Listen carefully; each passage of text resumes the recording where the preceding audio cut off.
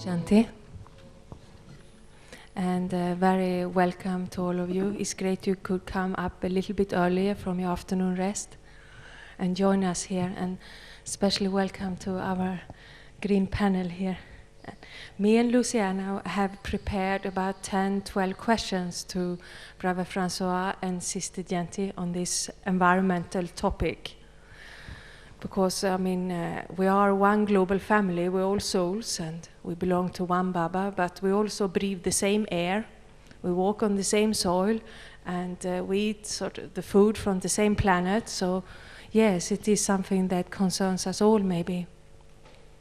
And hopefully we'll have a little bit time for questions by the end, so you'll have time to put questions. The Brahma Kumaris Environment Initiative got very active a few years ago when the Copenhagen Climate Change Conference happened. And since then, this topic has just moved on and moved on. And I suppose it concerns everyone, because the climate change nowadays is affect people's health, people's work, the farmers, the food we eat. And all organizations are preparing to become better in these aspects, how to run a company, how to run a home with less waste, etc. So I'm very curious to hear some of Sister Genti Francois' answers. Me and Luciana, we choose to make many questions and ask for short answers, and rather than few questions with long answers. And the reason we did that is because we just wanted to show the scope of this field, to get you a little bit inspired for different ways of churning, different dharna, different scopes for service. I suppose you can give a talk on each one of these questions, but we chose to do it the other way, so hopefully you will go home and find your own answers to some of this. And one question will be about Mansa Seva, how mind and thought is connected.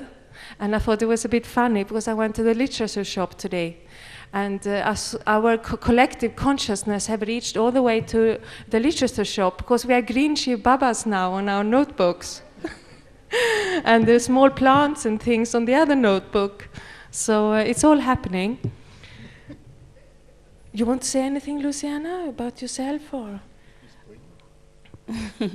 No, I think that the topic on environment has been like the hottest topic in the world nowadays.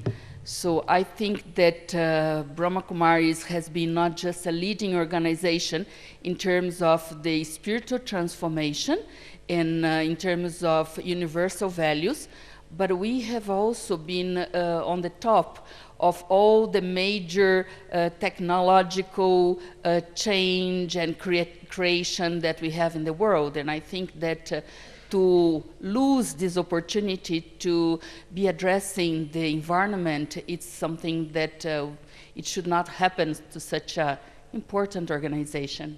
Yeah. Thank you. Brother Francois here, he told me one day that if he was an environmentalist before Gyan, and he would have, or he said he would have become an environmentalist if he wouldn't have become a Brahmin. So he has this interest from the very beginning. But I'm a little bit curious about Sister Genti. Sister Genti, why are you interested in this? Because when Copenhagen Climate Change Conference happened, Sister Genti gave 1.5 weeks to that. And I know you did it even though some other PKs wondered why Sister Genti is giving so long time to such a topic. And I also know you did it to support the centers in your region. But I wonder if there are any other personal interest? Om Shanti. On a very external, physical level, my birth sign is Taurus, and that's very much related to the earth. And so maybe that explains one of the reasons why I've been deeply interested, and I continue to be interested. But I first became aware of environmental issues in the 80s, and I was part of the team that created the Earth Charter in Geneva. I attended many, many meetings in Geneva in terms of the preparation there. And these were all the preparatory meetings that were happening for Rio, the first Rio Earth Summit. And I remember some months prior to the Earth Summit, I went through a very deep personal questioning about our involvement with the environment. And why I went through that questioning is going to come up later on in our conversation. And so I felt that I couldn't really attend Rio with total clarity. And so I had to apologize to Sister Mohini that I'm not going to go to Rio, and she had to go instead of me. I don't know what was this very personal aspect that changed your idea and so that made you not to go to Rio. But is it related to destruction? Because, you know, so many people ask the BKs, so why do you have World Meditation Hour for Peace? And they might ask us, why do you have gatherings and retreats and lectures and even meditation for the environment if you believe that everything is going to be destroyed anyway? I don't know. So I don't know if it's your personal inquiry, but maybe you can say to us why we BK still, even knowing about destruction, we can do something for the planet.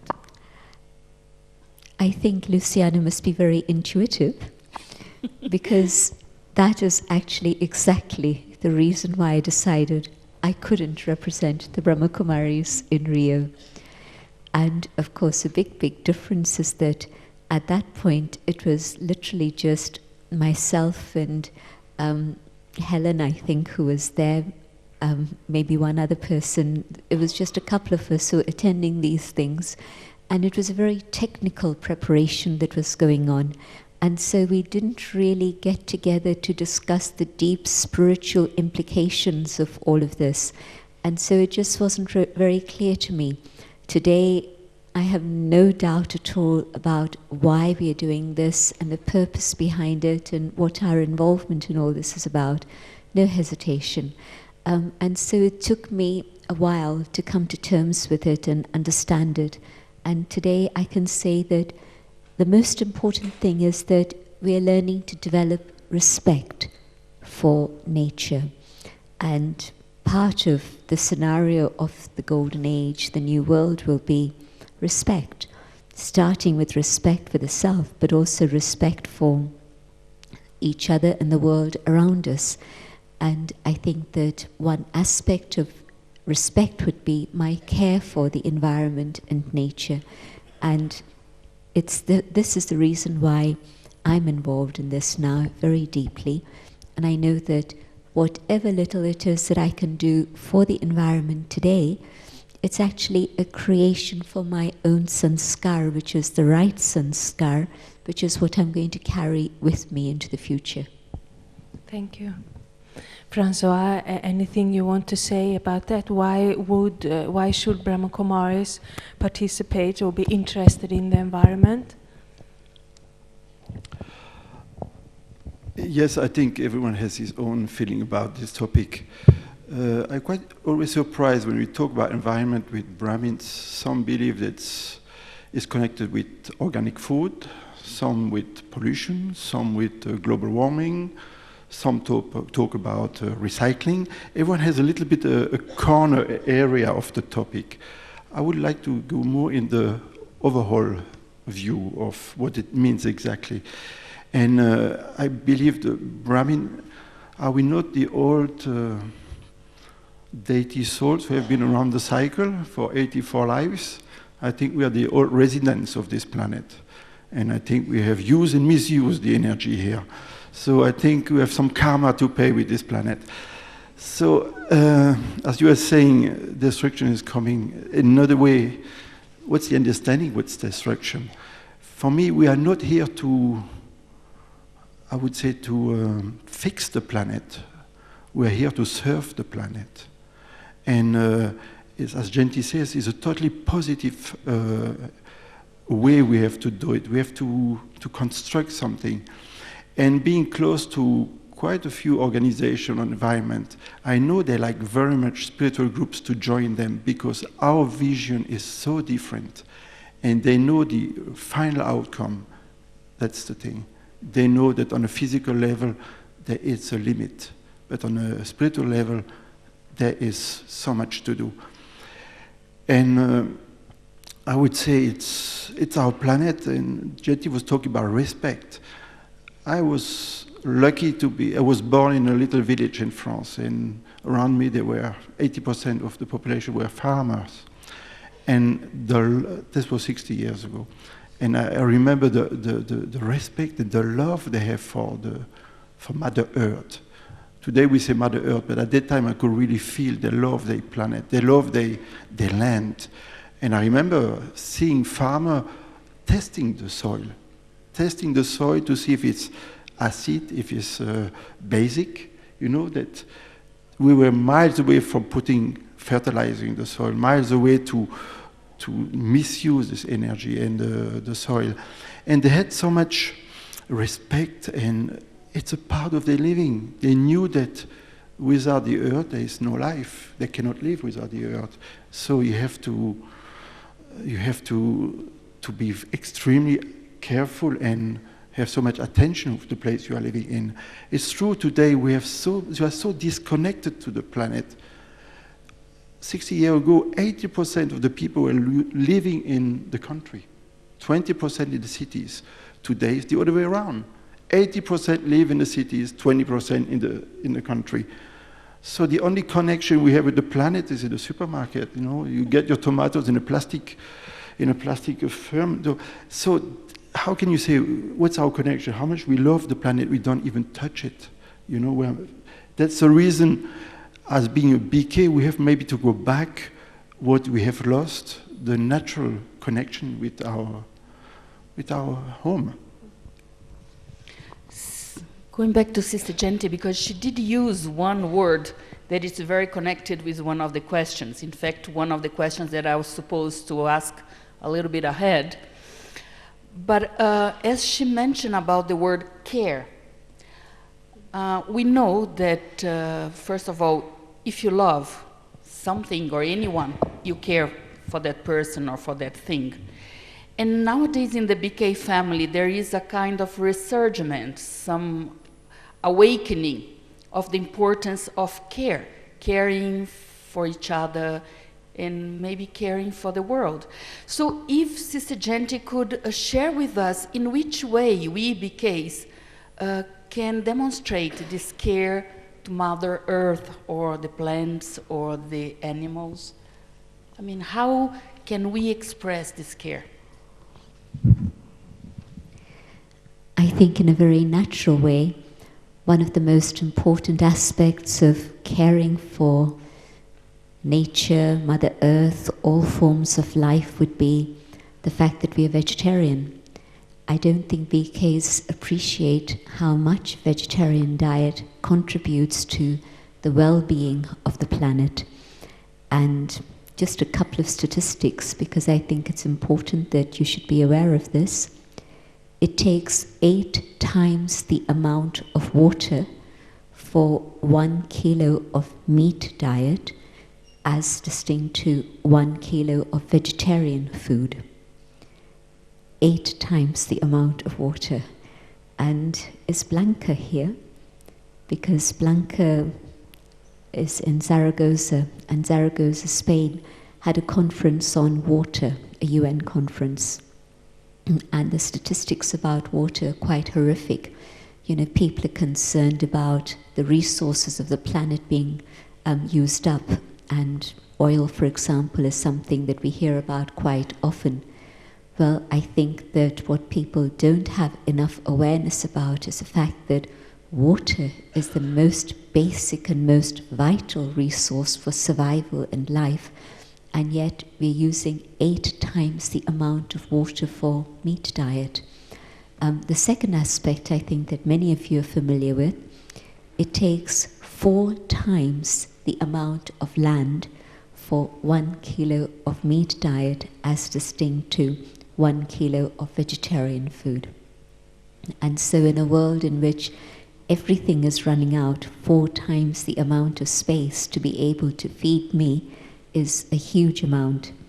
And then just a little while ago, last year or maybe a couple of years ago, I discovered that when they do cattle farming, animal farming, whichever, not just cattle but any type of animal farming, the amount of excretion and the gas that's released from that manure, it's actually more pollution from that than there is from cars.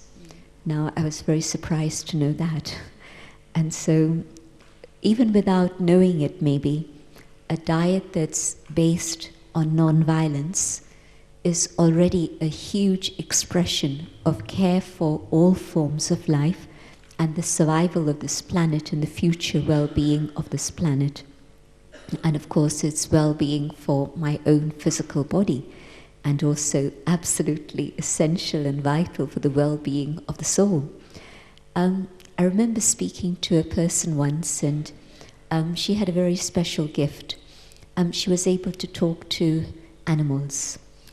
She'd come to visit us in London, and she wasn't yet into Raj Yoga. She'd come just as my friend because I'd been with her in her country. And I took her to Holland Park, one of the parks in London. And there's a little area there where you have ducks and birds and all sorts of things and rabbits and whatever. And as we were standing there, she started and much to my surprise, the birds came up to her and they absolutely stood still. And it was quite clear that there was communication going on there. Real, no, not a story. And I could see the immense amount of love that she had for these animals and birds. And literally, she could communicate with them. And she could understand what they were saying, and they could understand what she was saying, obviously. And so I said to her afterwards, I was just observing this, and I was wonderstruck. And afterwards, as we were walking back, I said to her, but it's amazing how much you love animals and how much you care for them. But how come you eat them? She turned vegetarian that minute, literally, instantly. And what Francois is saying is very true, that, not only are we disconnected from the earth, and the only apples you see are packaged with plastic in a supermarket, but also a child actually doesn't realize that the thing that they're eating actually had legs and was walking around. And when some children actually understand that what's in their plate or what they've got from the supermarket was a real live chicken walking around making noises and eating and drinking and all sorts of things, they really are quite amazed. And I know some children who've again turned vegetarian just making that connection. So really it's a huge disconnect with nature. Where do you get milk? You get it in a bottle. Where do you get the bottle? You get it in the supermarket. That milk comes from a cow, again, it's something that some kids are not aware of. So, care for the planet. Yes, I think all of us who are vegetarian are already expressing that care, even though we were not aware of it. But I think we need to go a little bit further. And part of the lifestyle that Baba's teaching us is about simplicity. And, there's an expression that Baba uses which is very beautiful. Baba says, walk lightly on the earth. And on the one side, my interpretation of this used to be that, don't go around in anger, banging the doors and hitting the earth and hurting the earth. But also now I understand it as reduce your carbon footprint. What is it that I'm taking from the earth, the resources that I'm using personally for myself? And can I reduce that imprint, that carbon footprint, and take less from the earth? And so when I care for someone, I don't want to keep taking. And so my lifestyle based on simplicity and reducing my needs, because I don't consume so much. I don't need to consume so much. This consumer, this word consumer is very correct. You consume, consume, you take, you take, you take. But consume less, live lightly. And that's part of caring. Thank you. Just one information. Sister Gente was talking about the gas that it's released from the animals.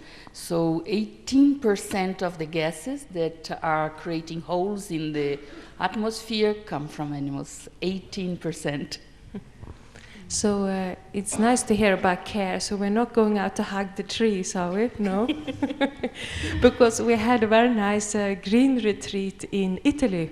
And we'll have one again this time in Baba's Retreat Center in Casa Sangam. And I was there last year, and Francois was there. And we did have some nice meditations outside, but we didn't hug the tree, so it's okay.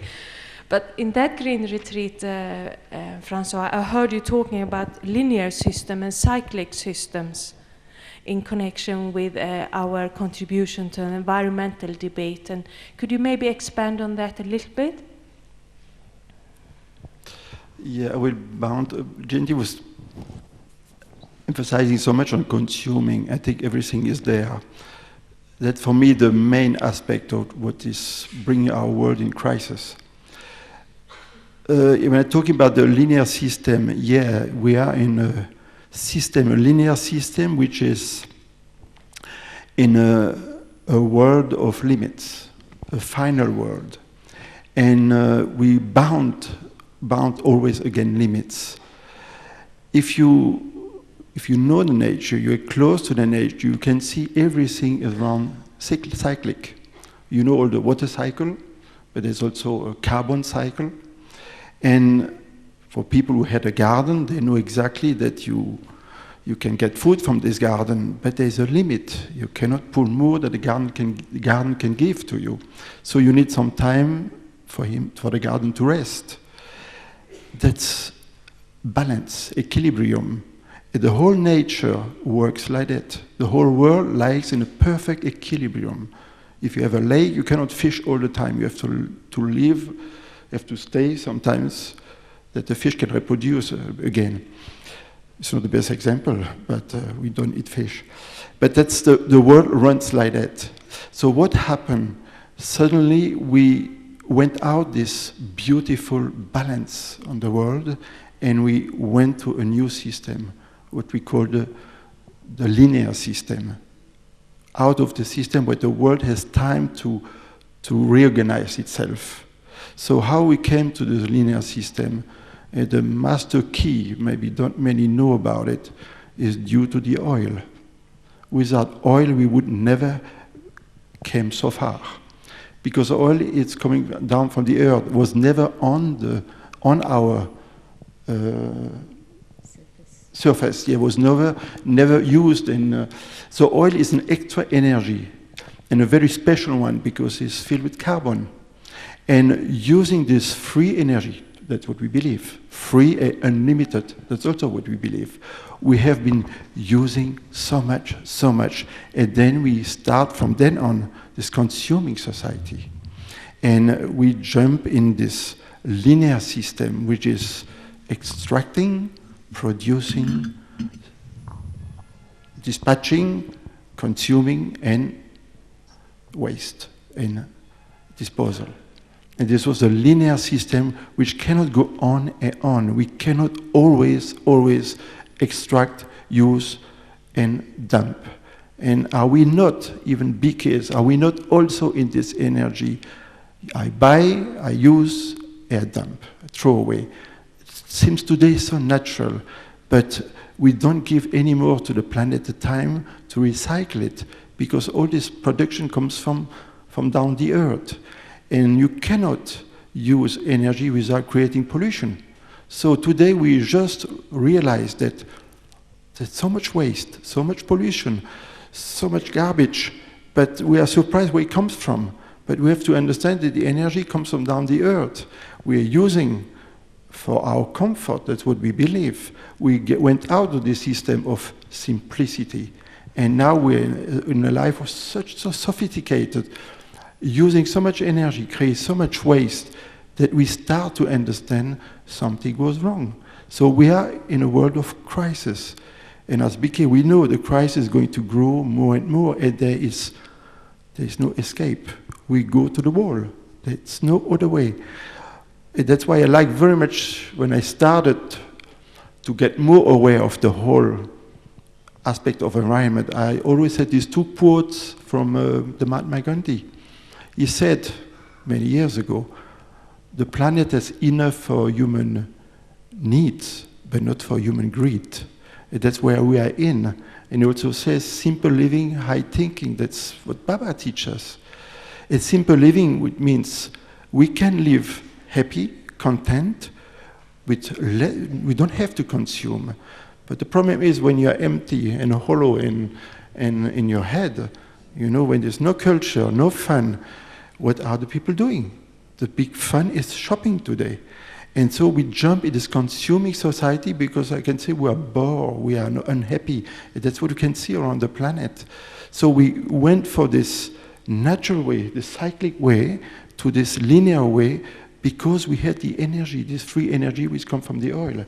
Otherwise, we never would have done it. Francois, and we can see that all this consumist kind of life that we live changed also the pattern of our relationship with time and has changed also the speed of our lives, right? Like before we used to send a letter, wait 1 month to get the reply. If we would come to Mount Abu, literally, the only way to communicate it was through telegrams. And sometimes it would take time.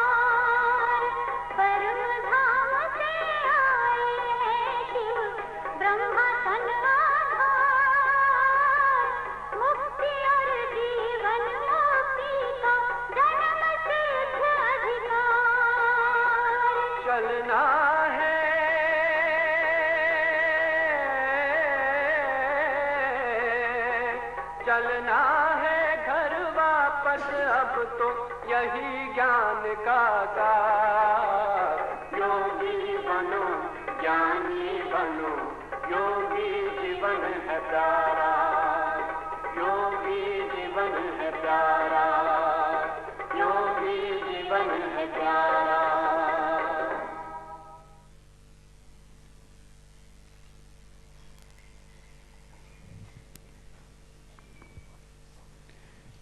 So, how would you connect this fast lifestyle that we live nowadays with these fast environmental changes? Again, being Brahmin, we have information that no one else has. You know, we know that the population grows and suddenly goes to a curve which we call exponential. And we have seen the last 60 years, we went from 2 billion to 6 billion, which is, again, could never happen if we wouldn't have found the oil. I come always back to the oil because that's where the key note is. When I had a chance to work in a farm in Australia when I was on a tour. I worked for 5 months, the huge farms. They are half a district in France, 30 kilometers long. And we were only 5 people on the farm. Huge tractor and so on. The farmer was an engineer actually, and he told me, with that oil, first the population couldn't grow, and without the oil, we would all be starving. I asked him, how do you demonstrate that? He says, look, to grow wheat, in the past we need horses to plug the field. You need 4 horses with only 1 blade. And they go very slow, and after 3 or 4 hours, they had to rest. Okay, they do a little job, but then you have also to feed the horses. So you need more ground. He said today, tractors run with oil. And the tractor, instead of one blade, 16, drive 4 times faster than the horse and never rest, or can drive for 10 hours. And he says that's the change, because we can do so fast, so much, with an engine which never cries, never unhappy. It just go on, use the oil. And he says, again, we need fertilizer. Before we didn't have fertilizer because we were recycling naturally what the earth was giving, you know. Where the fertilizer comes from the oil. You need 5 tons oil to make 1 ton fertilizer. So the oil is saving us, and the oil is 5 tons oil for 1 ton of fertilizer. So we don't realize how drama is beautiful, how drama has really put down in the earth the energy needed, and not any energy, not atom energy, not electricity energy, energy with carbon, because without carbon, you cannot, it's life. Without carbon, there won't be any chemistry. And we know without chemistry today, we couldn't live. So everything is so accurate. So this oil helps us to give to this billion souls who have to come down a chance to live, and also to live the little golden age. So without the oil, it's not possible. And in the same way, we are trashing the planet, because using fertilizer, using the oil, and oil is not, it's a limit. So we know after the oil, some people say, oh, we have different energy, but they don't understand the fertilizer comes from the oil. And to find an energy with that power, it's not for tomorrow. So we can understand, I don't know how we can save the planet, but as a BK, we have to play the game. It's absolutely normal. And this has brought the speed. Everything goes out of its rhythm, because I go back to my experience in the farm. I never saw a farmer in stress. They didn't even have a watch. They were living with the sun, they were living with the season, they were living on a natural rhythm. They never tried to pull the vegetables or the fruits to grow quicker. Today they do. Today a chicken has to be ready in 3 weeks, you know, and an apple in 2 months, and so on and so on. So they give fertilizer, they put artificial light, and so on, because there's a type of competition, double competition. Food is necessary, but as you know, there's another topic. Money, the dollar runs the world. So it's a huge competition on money, and for this, quicker, more and more. So we know time is money, you know the relationship.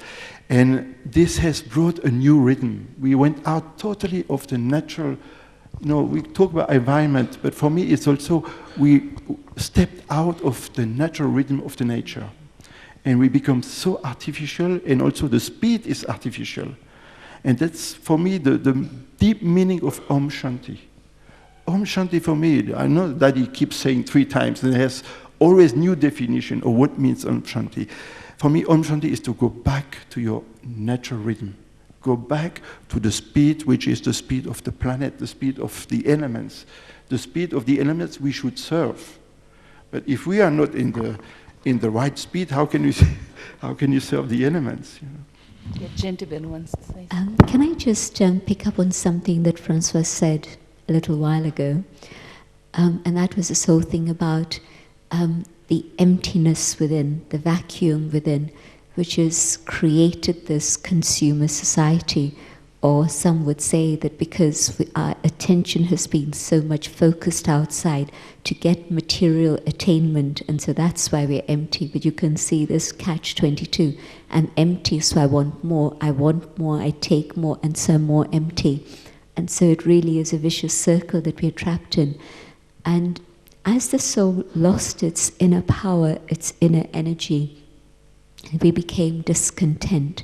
And so that then matches up with this whole thing about living on a very external level. And so where there used to be time for prayer, time for the natural rhythm, time to reflect, there used to be a time to at least replenish the self. And even today, sometimes people would say that go back to nature. You go to the seaside, you go to the mountains, and you go into the parks, the greenery, to be able to find some sort of comfort And sometimes people have even rejected God and felt that at least they're more at ease with nature around them. Well, I can understand that. It's a cry of the soul wanting to get back to basics, wanting to get back to its own original natural rhythm. And so the emptiness of spirit, the loss of that inner power, has contributed greatly to materialism and then consumerism also. Can I ask you then a question connected to that, coming back to basics, and then as an organization then, has we become a little bit fancy, Brahma Kumaris? Have we also come a little bit back, gone away from the core principles of the beginning of the Yagya, with Brahma Baba's example of total simplicity, economy, no waste? Have we? So is it also time for us to do that little journey as an organization? I think if you look at the leaders of our organization, like Daddy Prakash Muni, Daddy Janki, Daddy Gulzar, their lives are still very, very basic and simple. And so our models are the ones in front of us in that way. But yes, I also accept that sometimes Brahma Kumaris also get into a lot of expansion and we become part of the consumer society. But I think if you go to most centers, there might be a few who are a little bit OTT, but most centers, I think they're comfortable, they're modern, but I think that they're not extravagant on any level. I don't know of any center that's really over the top in that way in terms of extravagance. But yes, the simplicity of Madhuban in the 60s when I used to come, where there was one hot water tap in the whole complex and you had to go with a bucket to bring your hot water.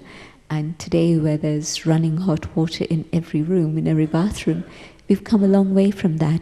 But I think it's keeping up with the pace of life and the expectations of people. I think for many people, maybe you would have run away if you saw the bathrooms that we used to have in the 60s. I actually remember a person who came in the 80s. Now, this was also already in the 80s when we were having our conferences. And he came from a European country, and there are some people from that country sitting here, so I won't mention the name. But he came as a guest, and we didn't have so much accommodation. So, but I think, I've forgotten where we'd put him, but somewhere where we thought was quite comfortable and nice. But he arrived in the afternoon.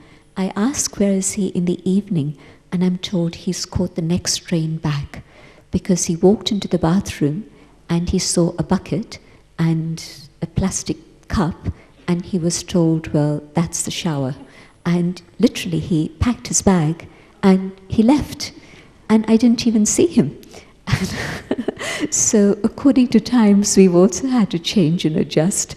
But I think that yes, there are things that we can cut back on, simplify with, and cut out and reuse.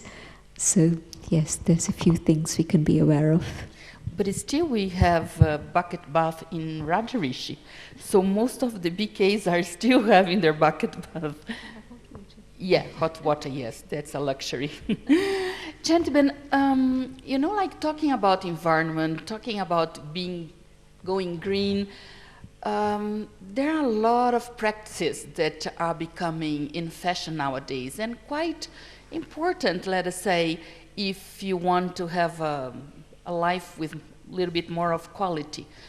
How would you see or think that BKs could be involved in that? For instance, trying to select organic food, if possible, separating waste in the center. We already have to do so many things in the center, but still, if we can separate waste, if we can go and search for liquids and soaps that are more friendly to the environment. How do you see this interest in the Brahmin family? Is it okay if we can move in that direction? I mean, for instance, I am someone that likes this kind of things, and I try not to waste my time with that. But is it okay to have such an interest? I don't think it's a question of extra time, because, you know, if it's a little centre, I go do my shopping, then I discover which are the places that sell these things that are environmentally friendly.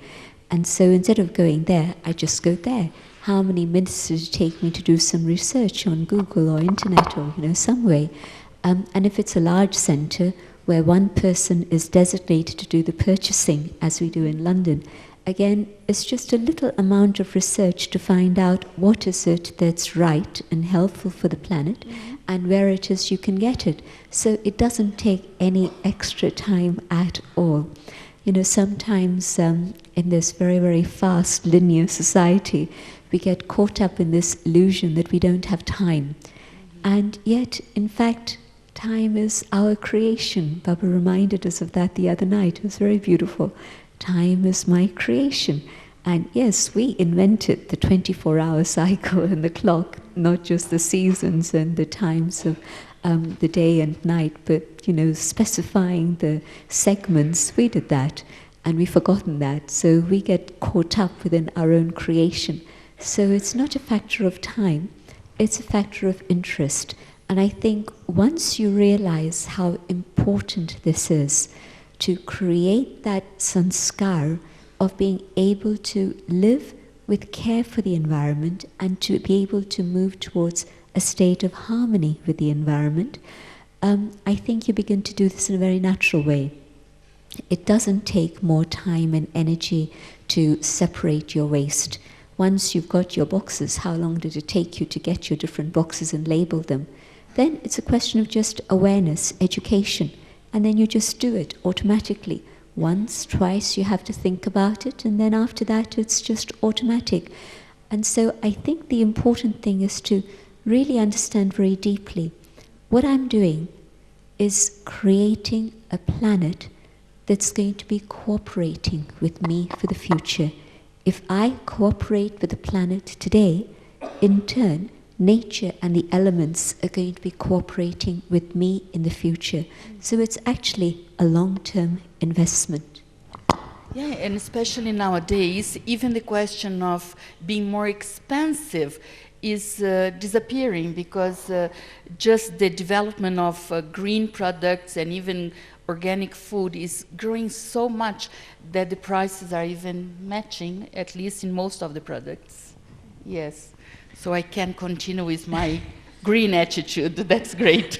Please do continue, but I do have to say that in England it's still a big, vast price difference. And in London, where we have breakfast for 70 people and lunch for 50 people and dinner for 60 people. Maybe organic food, but in terms of the cleaning products, it's, yeah. Yes, and the separation of waste, yes. You mentioned that the planet will cooperate with us, and maybe that's bring us to the next angle on this environmental debate, and that is the connection between mind and matter. And we know this old phrase that this world has been created by the way we think, and so if you want a new world, a new result, you've got to think differently. So when we also used to say mind over matter, and now you say mind and matter sometimes. So what is actually the influence of mind on matter, Sister Jayanti? How does thought influence the environment? I'll start with a very basic example that some of you may have heard of or seen. Do you know of a psychic called Uri Geller? He had a program with Dadi many years ago, and literally he demonstrated it. And he loves to do it, and he'll hold a spoon and he'll just think about it, and the spoon will turn, it'll bend. And and the program that we had with him and Dadi, it was called the Psychic and the Yogi.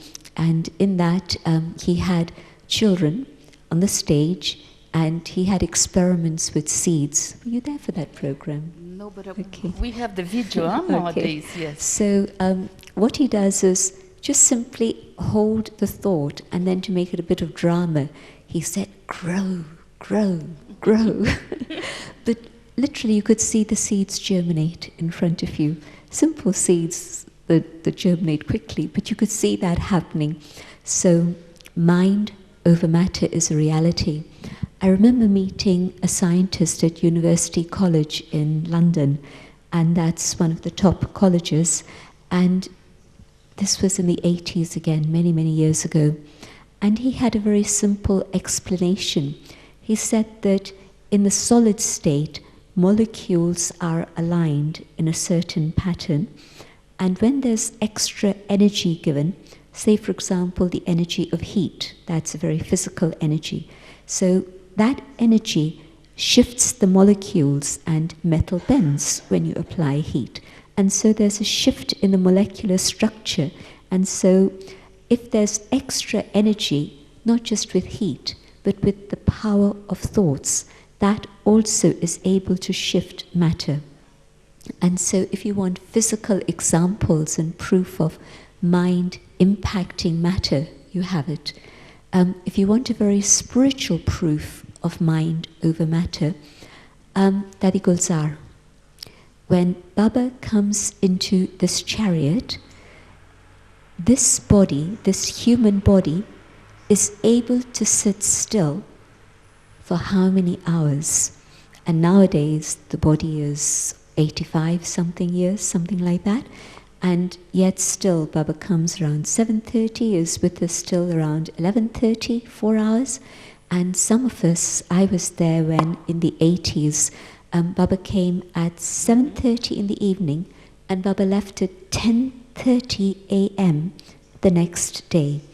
Now that is the power of the spirit over matter, where the body just doesn't go through its normal biological functions, but the body is able just to be still. And of course, in that case, it's a very special divine energy that's working. Dadi Janki, 95 years old, and I'll tell you her timetable today. She was with you for Amrit Vela, so she was up at 3:30. She came into class to read Murli. She met at least 150 people before she went down. She went down straight into a very intense meeting, and she was supposed to have a meeting in Shantivan this evening. Just as we were about to finish the meeting, she heard that that meeting had been postponed. Instantly, her creative mind, and she says, okay, I'm going to go up to from Shantivan to Abu because it's third Sunday and I want to be with the Baba's children up there. So 3 o'clock, 3:15, then she did a little bit more business. She came up the mountain again, and so she had lunch at 3:45. Now, this is a body that's 95 years old, and that's 1 half day in the life of Dadi Janki. Why I say half day? Because again, she's still going to be with you at 6:30, and then probably she's going to carry on till 11 o'clock, as usual. And so that really is mind over matter. Now, I'm not suggesting that we live till we are 95. I don't know that we will, but it's proof in front of us that the power of the mind is really able to overcome the limitations of matter that one would normally imagine are the limits of the body, the frailty of the human body. What we're doing when we're experimenting with mind over matter is a ceremony of offering food to God. Bhog.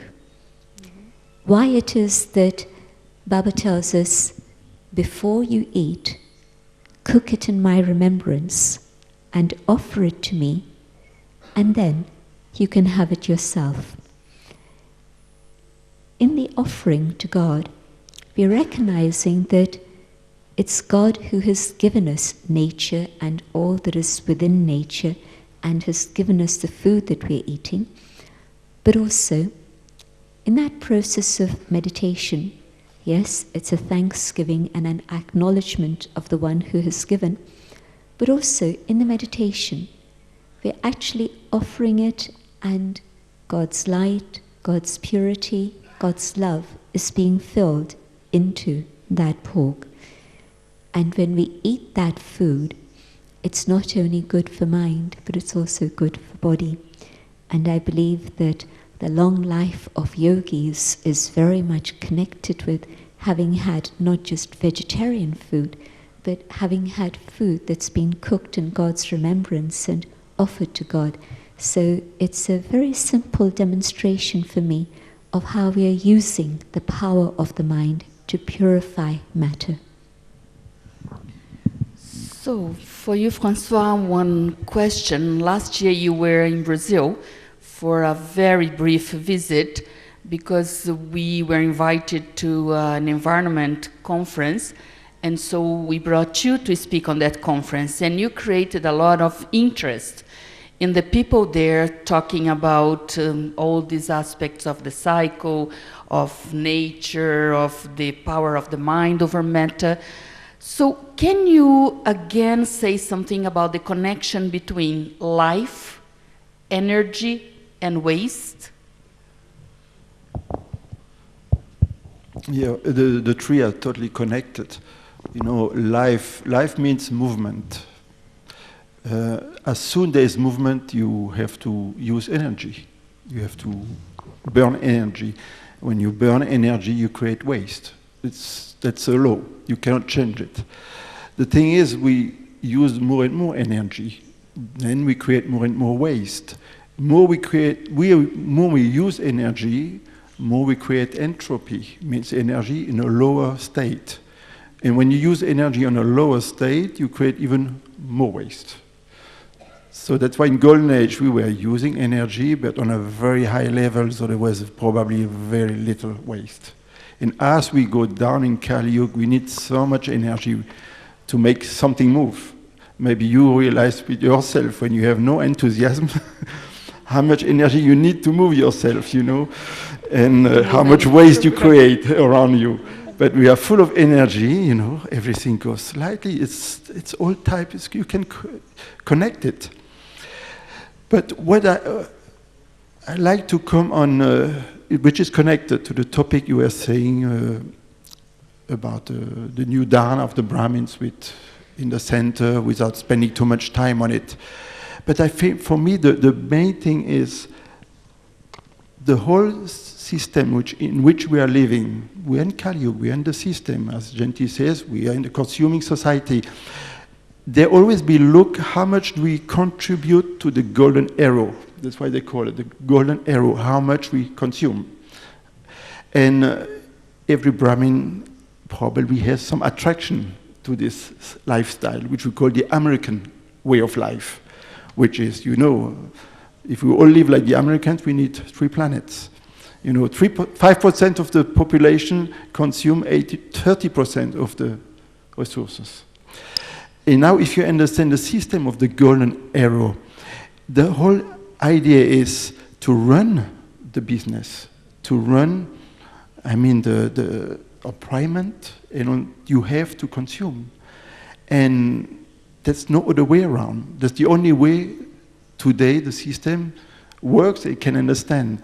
So they are pulling us in that. That's why advertising is so important, so strong. Advertising is just to make you understand what you have is not good anymore. That's the way. And everything they want us to use things and to trash it. And they found out today something that comes out of your factory has only 6 months life. 98% of the production has a lifespan of 6 months.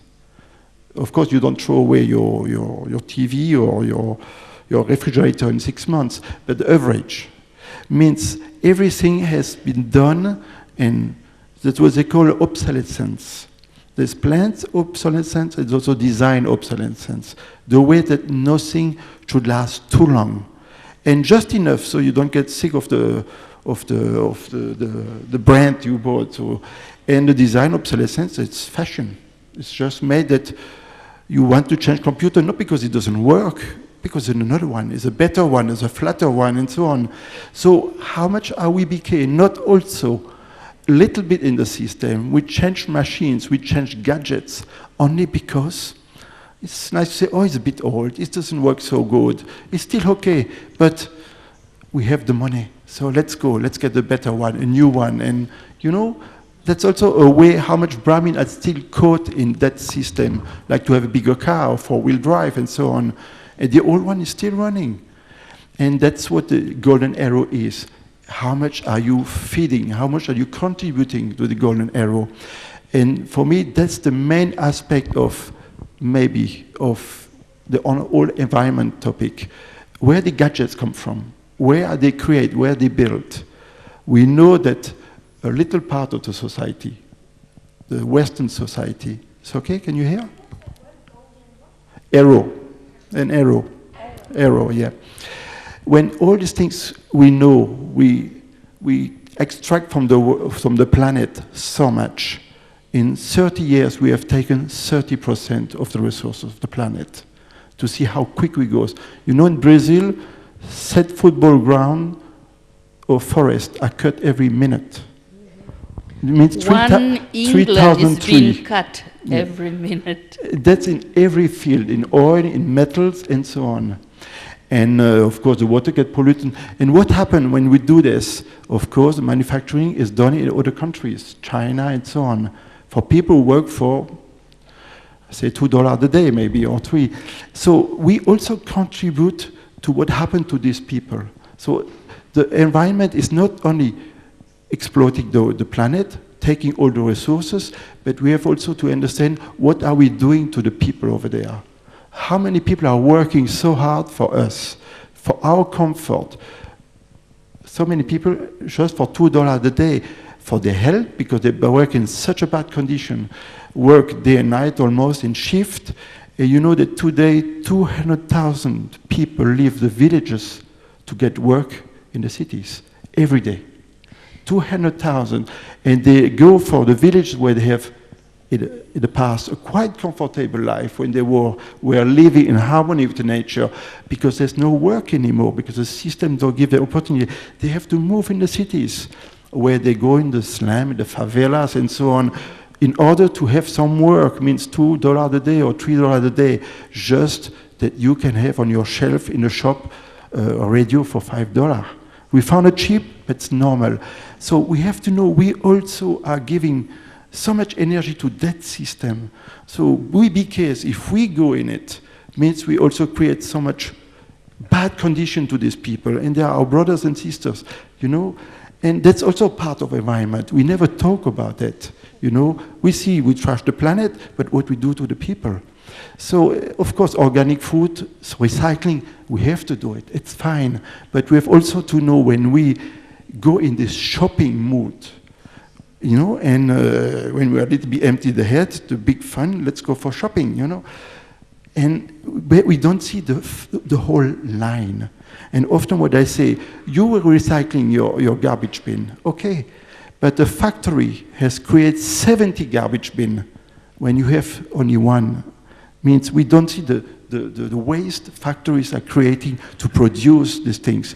Plus, they need 100,000 chemicals to produce things. And these chemicals, they stay in the nature.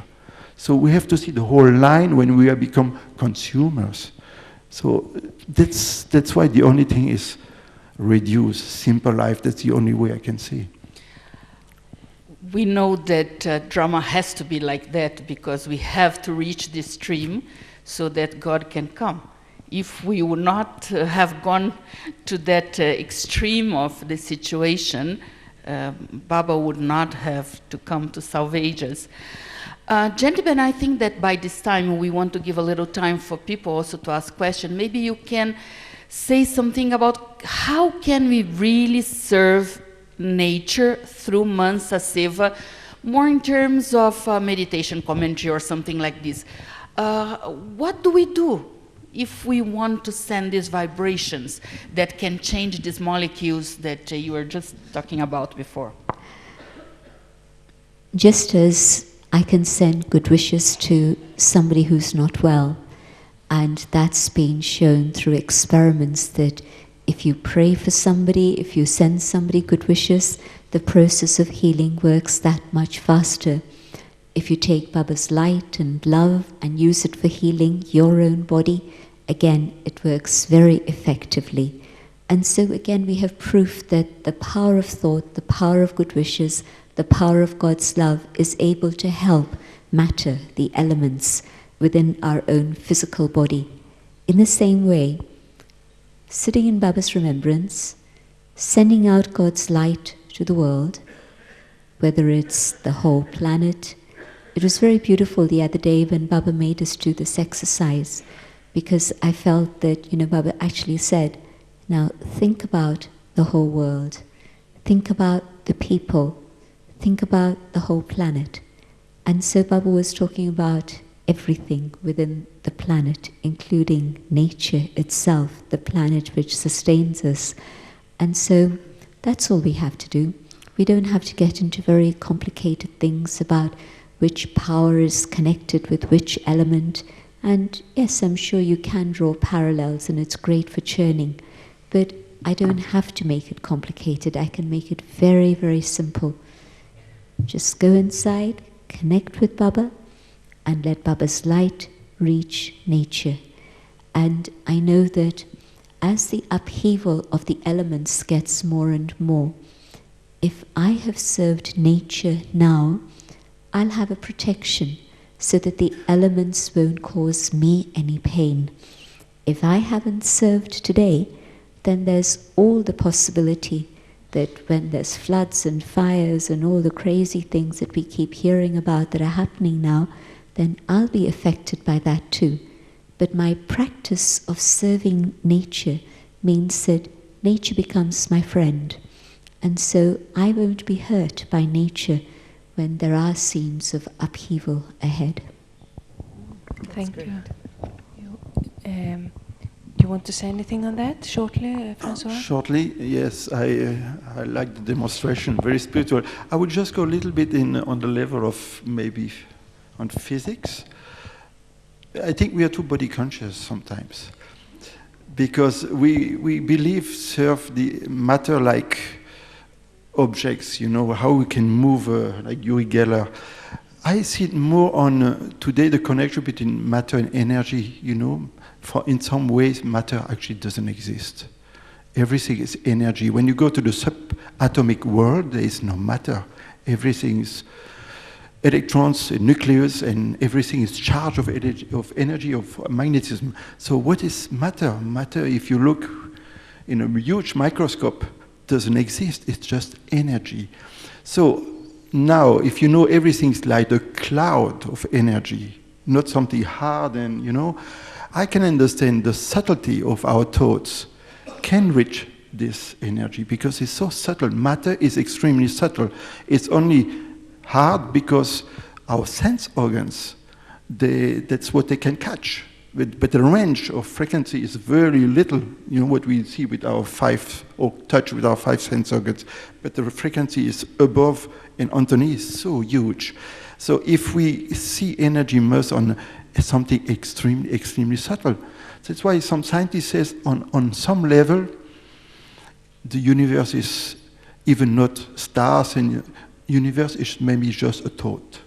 Because when the energy becomes so subtle, it's exactly what they say, it's connected to our thought level. So they know that, because they say everything is interconnected, my state, my thoughts, my inner life can affect the stars over there.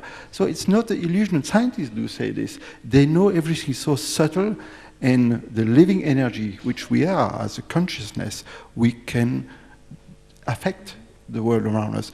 In a Brahmin language, we can understand, maybe people who are hard, but we know what subtlety means.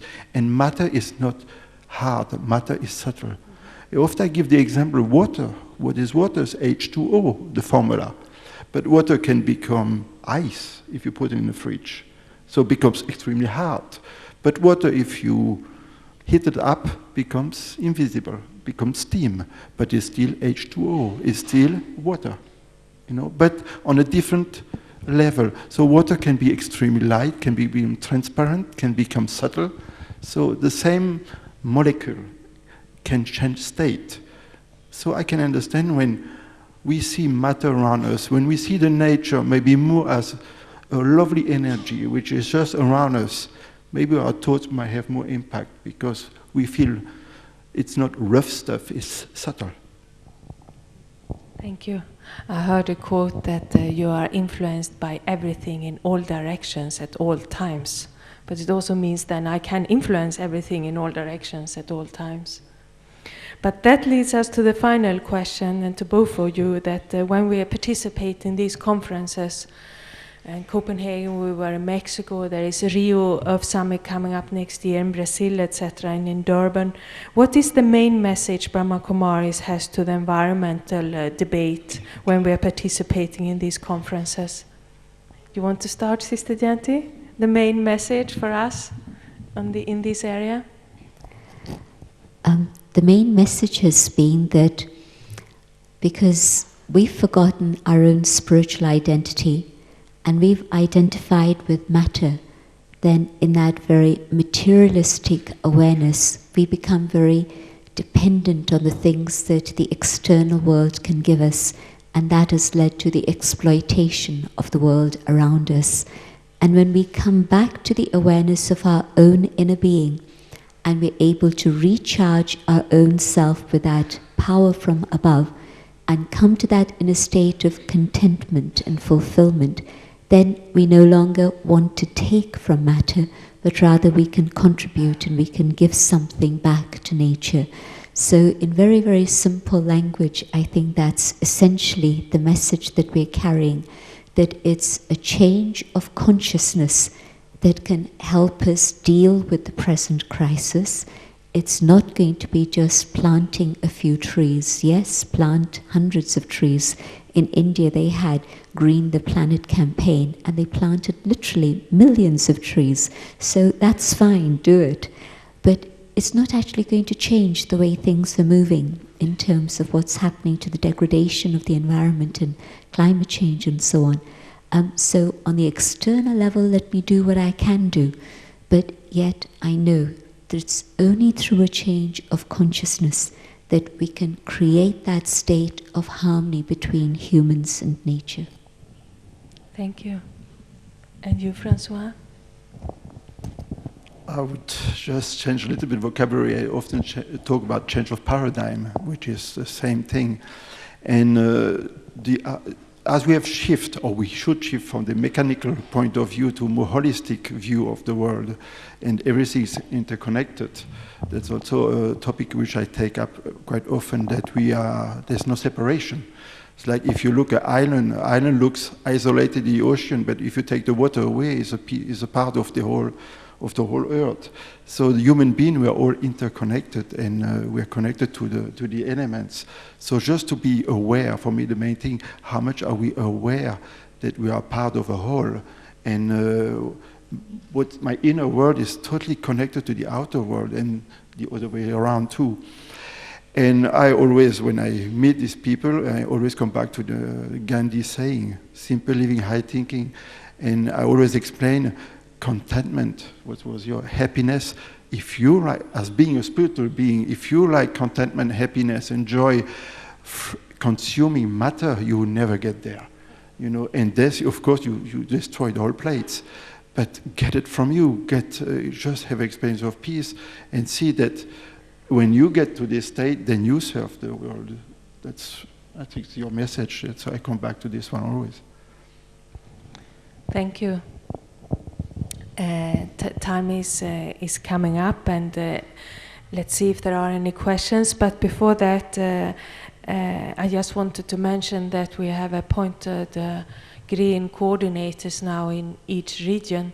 So as we in Europe having a green retreat in Kasasangam in June, the thought was that each region in the world could have a green retreat. So if you want to go deeper into the subject, if you want to meet together and have meditations to serve the elements and invite some speakers to understand these things, you can contact your green coordinators in your region and get them to arrange something.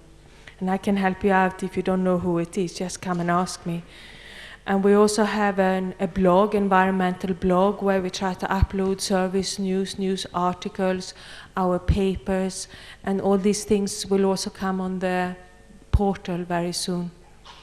And on the portal will also be a very nice 20-minute talk by Sister Jayanti on sustainability, starting from sustainability in your thoughts, in your relationship, and in your connection with the world. It's from the retreat in Oxford in May. But we were going to have a stretch break, but let's see, are there any questions? Anyone would like to answer and ask anything? If anyone have any question, just want to know how many there are. Okay, Mira? You take this one. I have heard that, each element of matter is made up of three things: protons, neutrons, and electrons.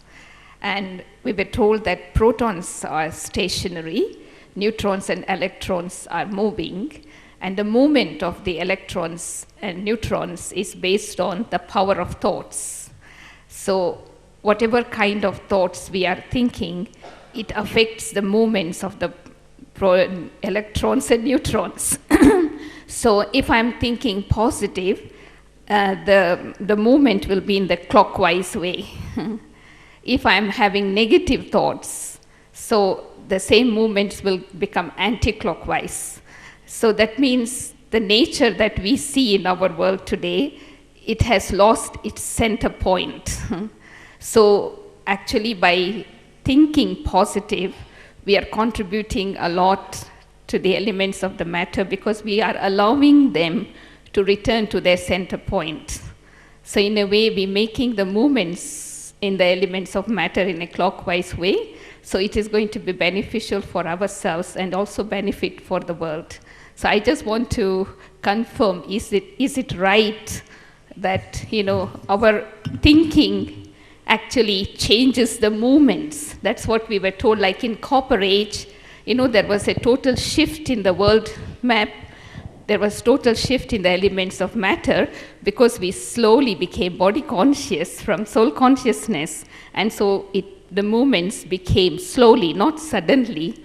And so now when we go back to soul consciousness, God consciousness, so we affect the movements of the elements. If we do it individually, it may be slow, but if we do it collectively, so it will have a great impact. I just wanted confirmation. Is that correct or not? There is no confirmation. That's Brahmin theories and alternative physics theories. No, lots of things have been said, but the orthodox physics will never accept that because they have never proved it. But what I have seen recently, experiment, which is quite interesting, they're building little robots, which they can move by its own, like a toy. But they go all over the place out of random, especially made that no one goes around, but never knows where he's going to. So they made an experiment extremely interesting. When a little chicken comes out of the egg, the first thing he looks for his mother, But most of the time the chicken now, they come out of machines, so no mothers. So if you stand by the first few seconds, he will adopt you. So you become the mother. He will follow you all the time. So scientists used to play with it. Can be you, can be your shoes, can be whatever. Then they had a great idea. Let's have the robot as the little hen, the little mother. And the robot start moving, and the chicken, as they come out of the leg, they adopt the robot. And it works very well. The robot was moving around, the chicken always behind, And then what was interesting, they took the chicken away and put them in a glass box. So the chicken could still see the robot and was always banging against the window because it wants to get there. And they were watching the robot. And they found out the robot all the time comes to the window. So it means the power of love from the chicken, is attracting the robot. We know it's out of random, the movement, but it seems not so much out of random. It finished always close to the window. And even some experiment, they put it right on the opposite, and sometimes it went almost straight. So that's physics today. They can see things, but they cannot understand what's going on, because that's on a very high subtle level, which you cannot see in any accelerator of particles or whatever. But it's there. So some physicists are now divided. They believe that it's something, and they believe in, of course, consciousness affects matter, consciousness the big thing in quantum physics, you know, to collapse the wave function can only happen if someone looks at it. And that's, you know, that's accepted by all the physics. But what's exactly going on? They have no idea. So you have, of course, alternative physics, the New Age, they adopt everything, you know. But we have to go to the field, to the hard physics. These are the scientists who have to prove it. The other one, they have no power to accept it. But there is something. Of course there is something. You know, Genti says when you offer Borg, you don't see the cloth changing color or the apple is still an apple. But what has subtly happened in it, you know? How can you prove that? But we know that something extremely subtle. So that's not really proof, but we get there. Slowly we get there.